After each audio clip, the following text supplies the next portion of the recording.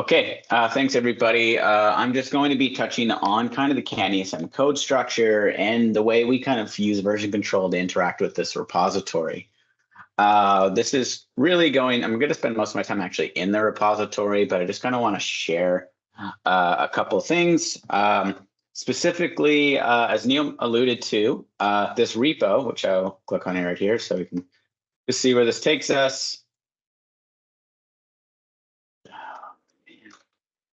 It's really annoying. Okay. Yeah, so it takes you to the CanESM repository right under here. And then if we go back to the presentation, the presentation's right here. Sorry. Okay. Now, if we go back here, you'll see that this is just mirrored directly from our internal GitLab. We have an internal GitLab.science repo that we use. And as Neil mentioned, that we do push out develop CanESM every night. But I do want to kind of touch on, because Paul mentioned this a bit yesterday, that there's kind of some strict definitions about bleeding edge. And I want to note that develop CanESM is bleeding edge when it comes in terms of technology updates and feature updates to the infrastructures. That is different from release branches, which are bleeding edge science release branches. So I just want to note that those are a distinction that is worth noting here. So when I refer to develop CanESM as a bleeding edge branch, it is the technological branches on top of a stable release, like for instance with 5.1 at the moment. Once you move to 5.2, then develop CanESM will come to the bleeding edge of 5.2 in terms of technological advances. And then so v5.1 underscore CB4C is the current latest version that we support on DRAC. This is the recommended branch to use, and while we're putting DRAC specific support out there. Now, CanESM in and of itself is a super repository that contains submodules and, well, so I won't muddy the waters. It just currently contains submodules. And that means that we have a CanEM repository. So this is a separate repository. I'll show you this once I go back to the repo. CanNemo has its own repository. And additionally, the coupler CanDiag and CCMA tools do. So CanDiag, I've already briefly discussed. It's all these AGCN-specific diagnostic codes, but also a bunch of general job scripts. You'll see a lot of some of these scripts are used in our general sequencing. And while CCMA tools, this is supporting software, and this is where you're going to be getting like kind of the directory that contains the MKMF source code, or it's going to contain the semerization source code, things like that, and also some sequencer stuff. And the file system infrastructure. And then the config directory at the top level contains a bunch of the configuration. So with that said, I will go into this repository and I will just show. So this config directory, this is where you're going to find a bunch of the configuration stuff, but I will note we're on IMSI, we're on develop CanESM. If we go over to the v5.1 CB4C, you'll see the IMSI config, and this is where all the files that are used to generate those config files and the config directories that I showed this morning come from. So if you want to look in here to like look at how the diagnostics are configured, what machine configuration we have, and models are underneath here. I won't go into here for risk of fire hose of information, but I just want to note that that's where this stuff comes from.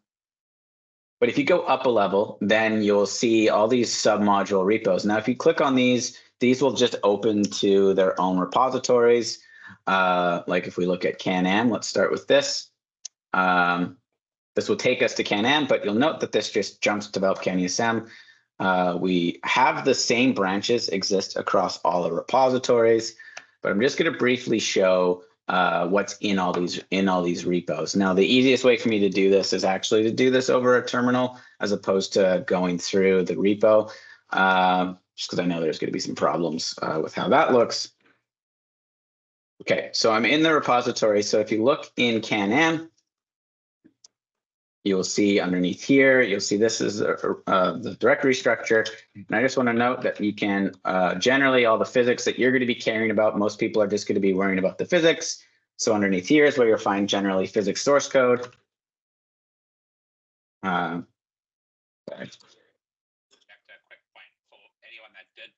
Set up a run, you would have gotten a directory called CanESM and set up, and this source code that Clint is. Neil, something's wrong with your mic. Yeah, it is really quiet, but I barely hear you. There you go. Just to interject a quick point that for anyone that did set up the run, there would be a directory created called CanESM, and that the code that Clint is looking at is in that CanESM. That's Yeah. this repository. You can also, if you don't want to do the whole run setup, there is a way to clone the source code itself. But just to point that out. Yeah. Okay, thanks, Neil. Yeah, so underneath the CanESM repository, I will just point out some key things, and that is the build directory. And this is where if you want to go look at how the makefile and the build system looks, you can look underneath there. But notably, if you want to find things under the physics, just tree this physics directory, and then you'll find all the various source files underneath here. Now, likewise, let's just jump right into CanCouple. We haven't really discussed this too much, but under all the source file will be under the source directory. So if you tree source, you'll see all these files. This is where if you want to look at how the coupler, any of the coupler source codes, if you are going to be looking at that. And then likewise, there's a build directory here that looks very similar to the AGCM one. CanNemo is a little different. To find the source repository, all the source codes underneath here, you need to go under Nemo. And then capital Nemo, this is inherited directly from the Nemo Symposium. So if we tree this now you'll see this is where all the source codes live underneath here. And Jim spoke about kind of the OPA source here, which you'll find underneath here, which is the main Nemo model. But yeah, if you want to, obviously I'm not going to lay out all the details underneath here, but if this is where you want to start making modifications to source files, this is where you would do it. Likewise, Nemo has a diag directory, and this is where if you want to change any of the diagnostic programs and any of the diagnostic scripting that gets ran, you can find it under here. So these are the biggest and most important ones. CanDiag, if you're a brave soul and you want to go into here and modify anything for the CanESM diagnostic stuff, this is where you're going to do it. But I will just say that it's it's going to be a little tough, but there is some scripting that you might want to modify under this diag4 repo. And then likewise, there's a build directory here. So if you want to change anything to have anything added to the CanDiag build system, you can add stuff there. And then lastly, there's the CCMA tools. This is pretty unlikely that you will be trying to modify anything in there. But I will just note that if the most notable thing you'll probably be looking for is under this datacomp directory, where this is where the Seymorization software lives. It's called PySeymour, and this is where this stuff gets used and pulled in to be used in sequencing of the model. And there's also the MKMF stuff there, but like I said, you're probably not going to look at that. There is also some useful stuff under the scripts directory. And that is the general kind of just like repo structure to this. Now, if I go back to the repository, we go back over to, CanESM specifically, you'll see that at, back again. Okay, yeah, you'll see that actually the only thing that this repository tracks is a commit. And so this is where the submodule comes in. Basically, all that this means is that this repo is only tracking that it has these repos tracked for the specific commits for the specific branch. So that's kind of the way the CanESM repo organizes all this stuff. So just wanted to point that out. Okay, and then if I go back to my presentation. Okay, and so now for contributing to CanESM, we have some pretty detailed guidance on how to do so. And this includes aspects about like how we use version control. This link brings you to the CanESM Read the Docs page, which gives a lot of kind of information, even on the Fortran style guide. It gives information on the dev cycle stuff that Neil was discussing earlier this morning. But notably, I would say that the version control aspect of this is probably where you're going to get the most useful information from. There's even a bunch of screencasts that you can follow down here, which will discuss things like dealing with merges across the repository and also discussing our forking workflows, which I will touch on now, is that we do use a forking model.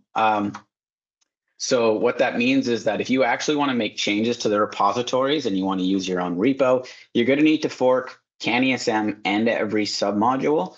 This is just due to necessity, due to us mirroring the repo every day and also using multiple Git hosting services. So we need to be able to make it so it can track the repos on GitLab.com or GitLab.science, depending on where you clone from. So we use this forking workflow, and it is well documented in this page. So basically, you're going to fork them, and then you can make all your changes there, and you can set up directly by pointing to the CanESM repo for your fork. So you can use that. And then what that means is that once you're ready to make changes, or you want to submit merge requests, for instance, obviously coordinating with some internal scientist, you can follow the CanESM screencast to discuss opening merge requests and how we have our merge guidance and stuff like that. And then I will note that there is an aspect of modifying and handling these repos that is quite nuanced because there's so many submodules. And so to help with this, we have deployed a series of tools that we refer to as the Git S scripts. And this allows you to operate in the CanESM repo in a way that looks like normal Git commands, but there's an S in front of them, and it's to handle things across the repository. I'll just show one quick example. I don't want to go into huge detail on this. If anyone starts doing this and starts wanting to modify this stuff, yeah, let's have conversations about it. We can help people at that point. But I do just want to show, like in this repository that I have open right now, I'm currently on a branch called Seymour Defs. And if I look, like I can just look at Git branch, right? And this just shows me what branches that are available on my repository, but it doesn't show anything about the other repos. So we have Git S branch for that purpose. And it's going to show that in every branch or in every repository, I am also on the Seymour Defs branch. So it kind of does all these things across the repositories. One of the most useful things that people will use is if you want to use to check out a new branch. If you're in a single repository, all you need to do is check out -b and then branch name. Likewise, if I just do this with S in front of it, it's going to go into each repo, and it's going to create that branch in each repo from the currently checked out branch. So let's just call this Clint's branch. And then this will go through and check out the branch and everything. The reason why we create the branch across all the repos is it makes merging easier. I'm just going to leave it at that, but it makes us handling the merges easier. So I will just leave it at that. But there are these helper utilities that do help with this type of thing. Okay, and so that is the end of what I'm going to discuss here now. I will open it up for questions right now. Happy to discuss this in more detail. Obviously, there's a lot of kind of implicit information here. So if there are any questions on kind of this repo structure and what we do for version control, feel free to ask them now. Christian. Yeah, I have a quick question about S branch. So if you check out a branch, I would assume that it will be the branch across all the different repos by default, right? Yeah, yeah. So what is then the point of S branch? Oh, so well, actually, no. So if you were to just do like git checkout at the super repo, for instance, and you forgot to do the S checkout, you would then all your submodules would be left in the branch that it was before you executed the checkout. I can actually illustrate that, about how that would look. That will actually probably clear this up. Because by default, it's not the case, but so like, because currently if I do git S branch, it shows that I'm in that branch for all the repos. But if I just do git checkout, let's say back to Seymour Defs, but I don't use the S at the super repo level, it changes to the Seymour Defs at the super repo, but at the underlying repositories underneath, they're still on Clint's branch.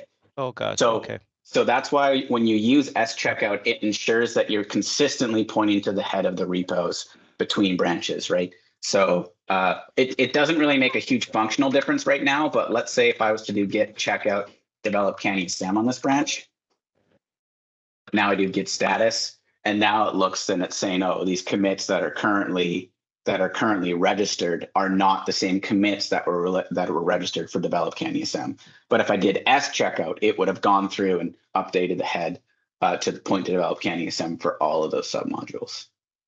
Okay, so generally speaking, like S branch, that should be like good practice. That would yeah. Okay, thanks. Yeah, so in general, use S checkout to check out branches is probably the best idea. I will note that it is good to get an underlying understanding of what those tools are doing. But I'm not going to push that on anybody now because some people might just be getting into Git and trying to start to parse that stuff might get complicated for them quickly.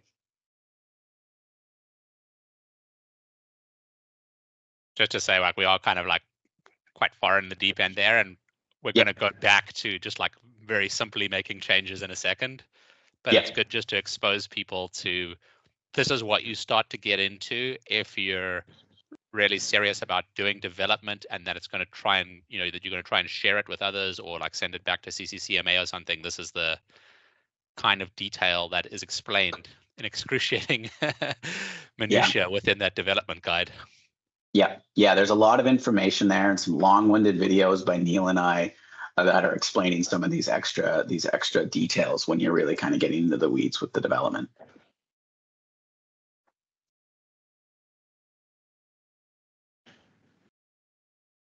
Paul? Yeah, just to say, like, yeah, I actually do appreciate you raising it at this point, even though it's not going to apply to anybody directly, even in the next like few months. But this is where we want to go long term, is to have people understand why there has to be this kind of level of detail and level of diligence, right, to keep this project afloat and running smoothly. And so that's all well taken.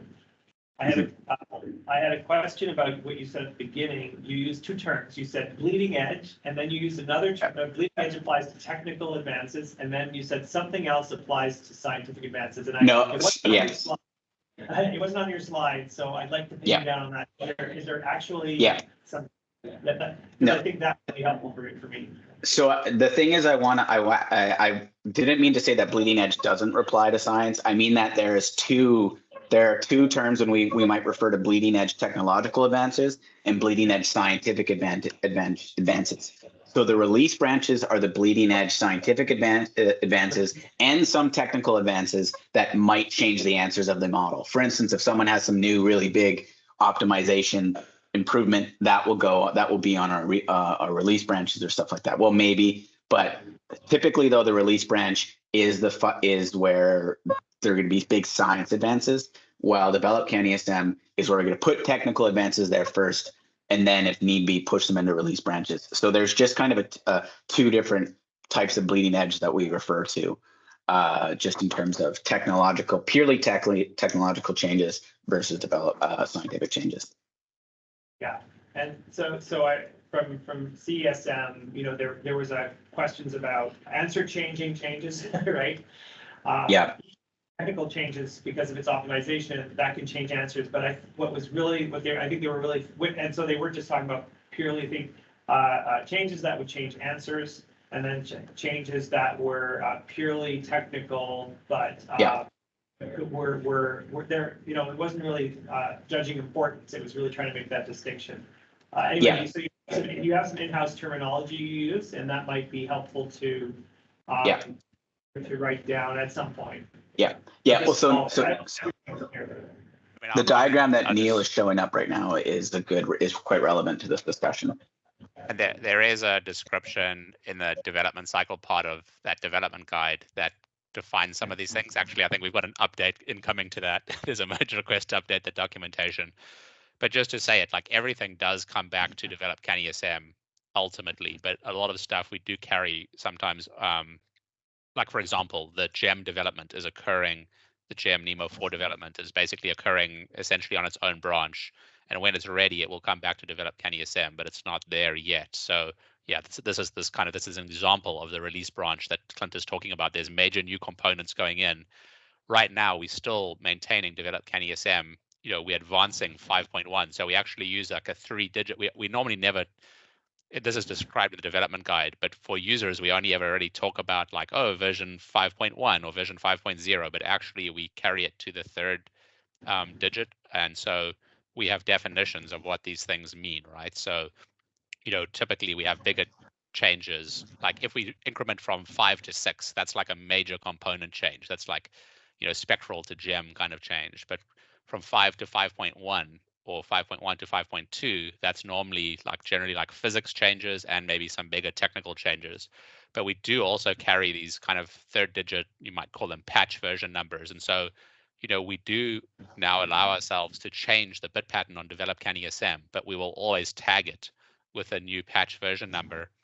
And the expectation is that the climate doesn't change, but we label it in this way so that we can clearly communicate to any users if that kind of change does occur. And sometimes it's unavoidable with some technical changes. They make a big improvement, but they just alter the bit pattern. And so we still ingest those onto develop CanESM, but they don't change the climate. So anyway, there's a lot of detail in that. It's in the dev guide, and it's not really relevant at probably the level that we are here. Once, when we get into the real advanced development stuff, like in a few years or something, or in a few months, we can talk more about it. But yeah, I don't want to make people confused that are just at the entry point. Like for those people, this detail just doesn't matter to you.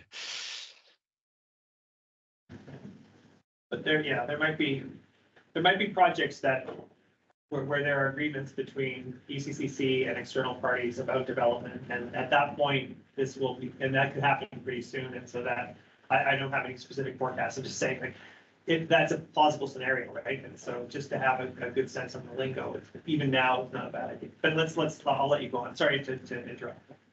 Yeah, no, and so also in EC, we're also developing our own internal process and guidance for how users interact with CP4C, right? It's new for Environment Canada too. And so, yeah, as we develop it, that will all play into it. Yeah, I mean, sure. we're just dealing with an issue like that related to aerosols, like right now, right? We have branches and so on, and so that is this is actually a real current issue for that'll affect some of us already. So yeah. Anyway, let's. I think that's an issue for discussion tomorrow, probably. Yeah. Okay, so thanks very much for that, Clint, for showing that overview. I think we'll just go in now to the making changes practically, and then hopefully we have some also good time for questions and general discussion at the end.